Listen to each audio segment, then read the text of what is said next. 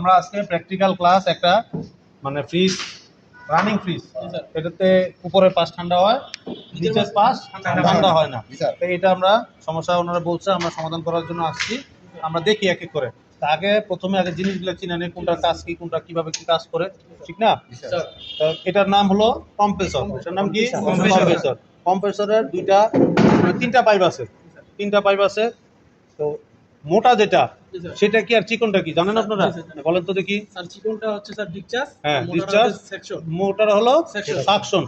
যেইটা মনে করেন এই কম্প্রেসরটা যেদিক দিয়ে চললে হাওয়া পাস হবে ওটাকে বলে ডিসচার্জ, আর যেদিক দিয়ে টানবে সেটা হলো সাকশন। ডিসচার্জ পাইপটা চিকন থাকে, এই যে দেখছেন এটা চিকন পাইপ না, তাহলে এটা হলো ডিসচার্জ কম্প্রেসরের, এটা ডিসচার্জ। এটা হলো মোটা যেহেতু এটা সাকশন। আর এই যে আরেকটা পাইপ আছে এটা হলো চার্জিং পয়েন্ট, এটাকে বলে কি? Charging point. তো যাই হোক আমরা তিনটা পয়েন্ট চিনলাম। এরপরে এই যে দেখছেন একটা লম্বা একটা জিনিস দেখা যায়, এটাকে বলে কি? স্টেনার। এটার নাম কি? স্টেনার বা ফিল্টার, এটাকে বলে ফিল্টার। আর এখানে যে প্রান্তে দেখছেন একটা চিকন তারের মতো দেখা যাচ্ছে, এটাকে বলে ক্যাপিলারি টিউব, এটাকে বলে ক্যাপিলারি টিউব।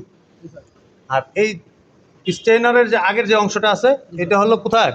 কন্ডেন্সার থেকে, এটা হলো কন্ডেন্সার। কম্প্রেসর থেকে এই যে ডিসচার্জ হয়ে এই যে পাইপটা দেখেন না, এটা হলো কি?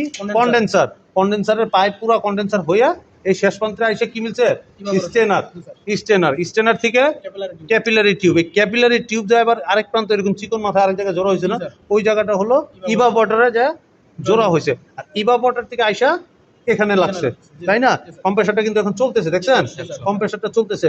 আমাদের যে এম্পিয়ার মিটার আছে, এম্পিয়ার মিটারটা নেন। এই যে এখানে এটা লাইন হলো ইনপুট লাইন কোনটা আমরা দেখি। রানিং ফ্রিজ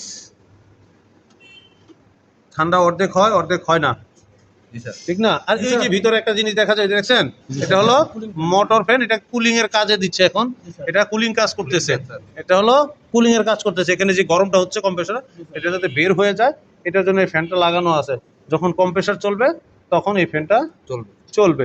আমরা এখানে মোটামুটি এখানে দেখেন তেলের মতো দেখা যাচ্ছে না, তেলের ভাব আছে, তার মানে এটা লিক হয়েছে, কোথাও লিক হয়েছে। এখন আমরা এই লিকটাকে খুঁজে বের করতে হবে। কিভাবে বের করব?